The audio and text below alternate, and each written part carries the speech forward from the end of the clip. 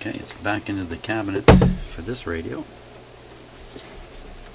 Now there's a real trick to this, I think, because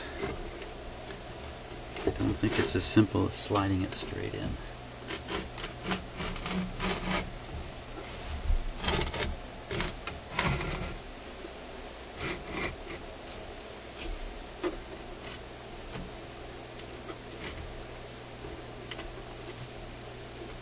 But then again,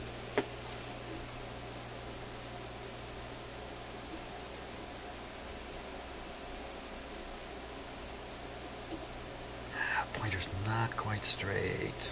Back out, back out, back out. What happened?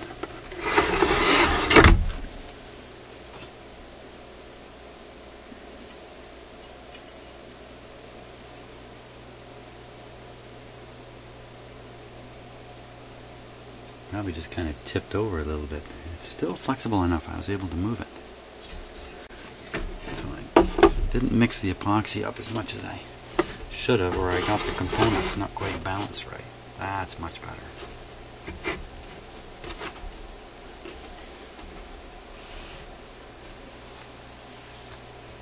There he is.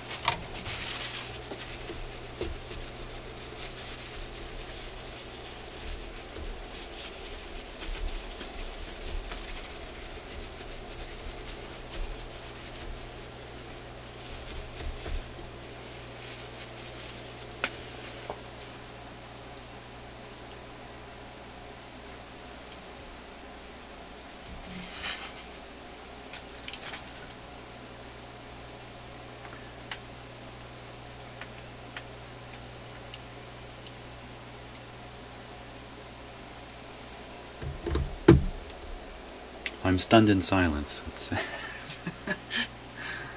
So, the knobs all marked up. Let me finish putting it all together. I'll put the screws in the bottom and we'll turn it on and see what happens. Well, there it is. Already. Let's give it a go. Okay, switch is off.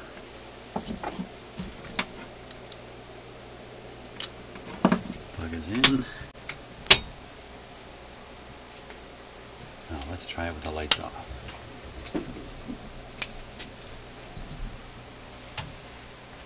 To the sound of cats running around upstairs. That's as lights off as it gets in here. Here we go.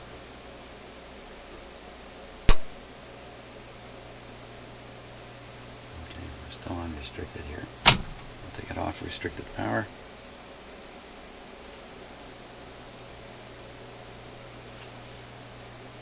Very, very faint light over here on this side.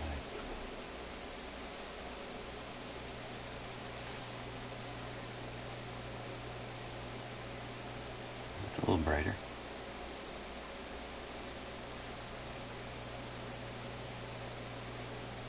It really does need another light, doesn't it, on the other side?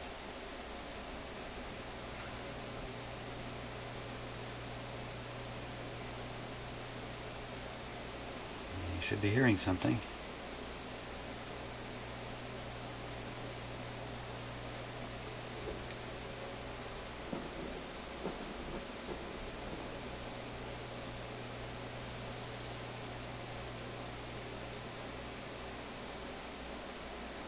Everybody get ready to jump.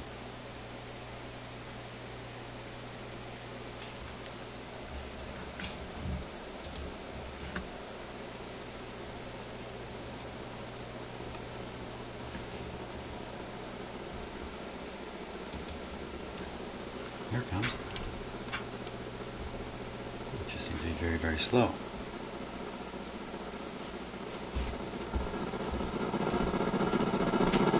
I didn't have it turned up loud enough.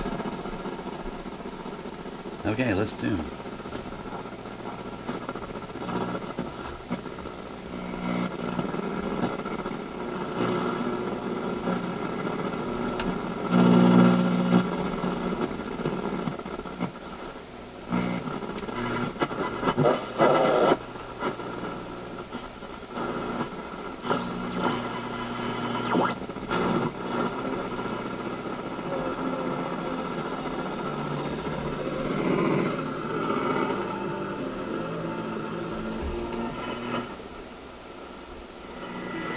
7:21.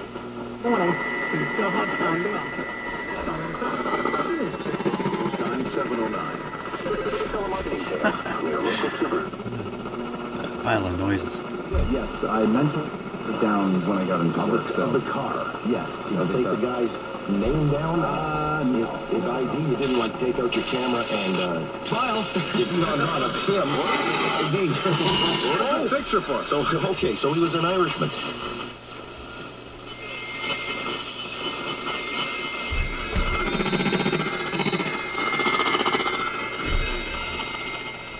Okay, well, other than all the weird sounds coming out of it, it's actually working quite well.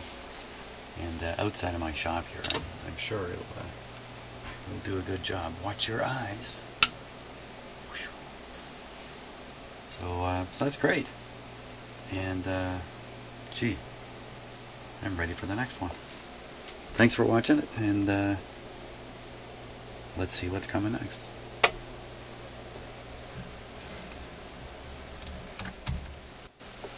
Okay, so I've had this radio entirely in its cabinet. You may have seen some video showing that. I'm not sure yet just exactly how I'm going to post these bits and pieces I'm doing here. So I put it in the cabinet though, just to check everything out quite thoroughly. I put a little paint on this mark here to darken it down a little bit. That's why I put some paint up here too, but it's all gone. So I don't know what happened up here. It's a little mysterious. Whatever it is that's rubbing the paint off of here must be like a fitting or something in the radio, or a point of contact, because it took the paint off here again. So anyway, I was pretty much hoping I'd put it in the cabinet and go, hey, that's all done. But no. A couple things. One is the light only lights this half of the dial. It's really terrible. It really needs a second light over here. So I'm pondering that. And the main thing though is I wanted to check the capacitor that's on the power cord. So I was studying the schematic. I should be able to find a resistor. I think it was a 220,000 ohm resistor and a capacitor. Capacitor is 0.2. Those should be across the power line. Or not really, I shouldn't say that. Not at all. They come from one side of the power line to the chassis. No, that's really what I wanted to say. So where are they? Okay, so here's the power cord coming in.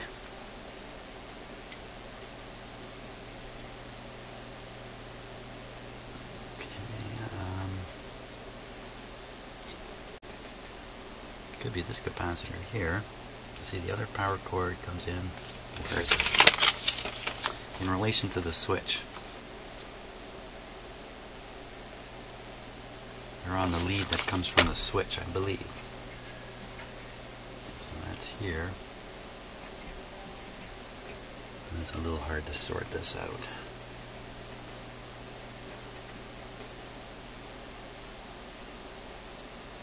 So there's a 22.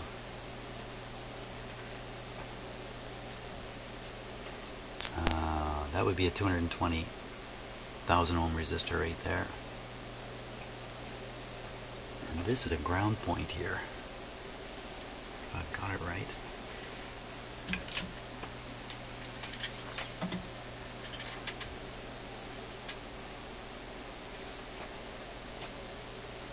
And this is a capacitor I put in. How big was that? That's probably the right capacitor right there. Plus here's the negative from the filter coming to the same point. Oh, that makes this the ground point.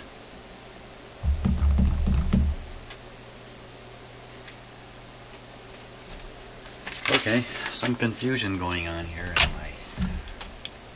in my head. Let me see if I can add to it here.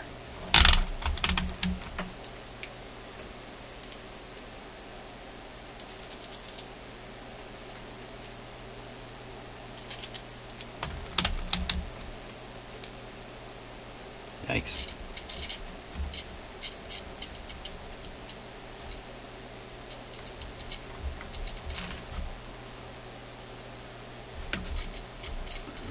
to do.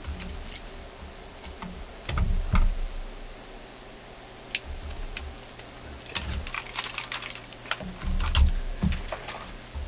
Gotta get my other meter.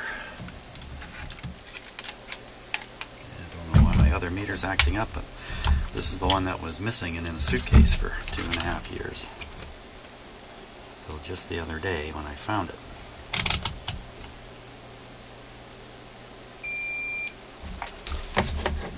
Oh, okay. Should be able to find out what's grounded now. Okay, so on the black lead here.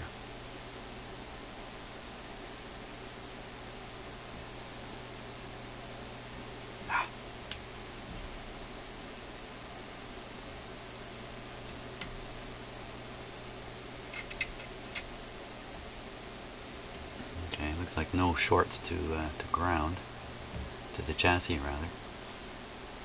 But I should have read that.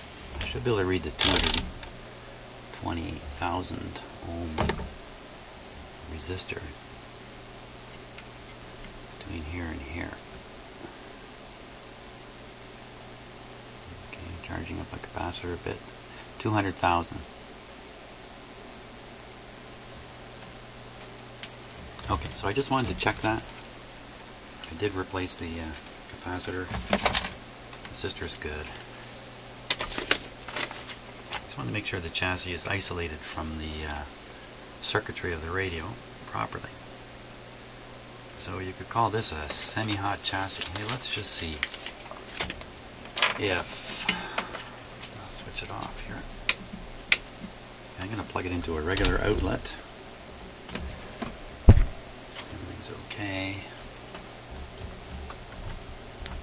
Okay, it's switched off. And that doesn't mean the chassis is not live. We have a chassis light here. This red light bulb. And I'll just put this on the chassis. Don't see anything. Now, aside from dropping those things, I will reverse the plug in the outlet. You know what, it slipped my fingers. I think this is a reverse.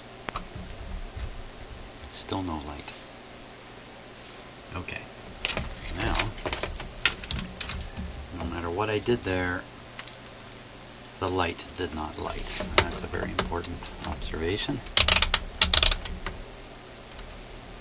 I'm going to measure the voltage of the chassis to ground. I'll take this off. Still plugged in. Still switched off. And there you see 120 volts. Okay, so think about this for a minute. I'm showing you that there's 120 volts between the probes of my voltmeter. No, son of a gun. Look down here a little bit further. You can see exactly what I'm doing. Okay, so I got that just on the chassis. Just in the old spot on the chassis. The other wire, again, make sure there's no mystery. I'm touching this screw, which is grounded to the. Okay, so there's 120 volts there, but when I hook up my light, it does not come on. So what happened to that voltage? So I'll measure it again. 13. 6. What? 13. So what happened to the so I know what's going on here. I'm asking these questions a little bit facetiously. If you're if this is not making sense to you, what I'm doing, if all this didn't add up perfectly in your head, then you need to do some learning. Okay, now, so last question is, with that wire detached, and I'll show you, the 120 volts will appear there again. There it is. If I touch this, will I get a shock? Well, first answer is no, because I am not grounded in any way. I'm sitting on up on a chair, so I can touch all I like. I can stick my finger in an outlet if I really want to, but I don't want to. Now, what if I put my sock foot on the cement floor and then put my hand on here. The answer to that question, we're not going to know because I am not going to do that. But I think the answer would be, if I felt anything, it would be a very slight tingle, because the big resistor that the electricity is forced to pass through to reach my fingers. So I know, I'm sure there's much better, I shouldn't even go into this because there are far better videos and websites with great explanations around all these things, which are important to understand. So at the very most, maybe while you're watching me do this, because I don't explain things 100% usually, or 100% correctly, if you see me do something and it's not really making sense, some reading's not making sense to you, that just might indicate you need to learn some stuff. Actually, half the readings I take don't make sense to me either, and I do have to learn some stuff too. So enough of all that. I think this guy is completely done now. I'll go back into his cabinet. Let me pull the plug out here. I don't have to worry about the shock hazard related to it. Everything is working as designed. Oh, the light. Right. I want to forget that. The light. Now, that's an interesting question. Can we put a second light on this radio? Okay, so it has no transformer. So the light is getting its voltage in a somewhat peculiar way. Once again, I'm not going to try to explain this exactly, but there it is there.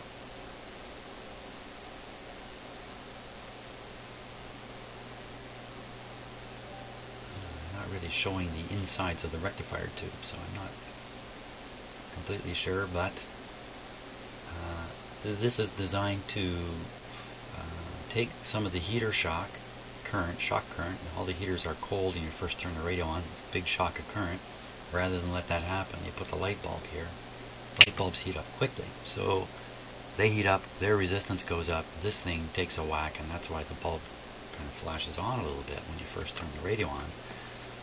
Then it dies down as these guys, resistance comes up as they warm up. Then later it starts becoming brighter again. And that's because, believe it or not, plate current is flowing through the bulb. Plate current for these other tubes. Something like that. I probably have that explanation about 85% right. So, is that really true in this particular instance?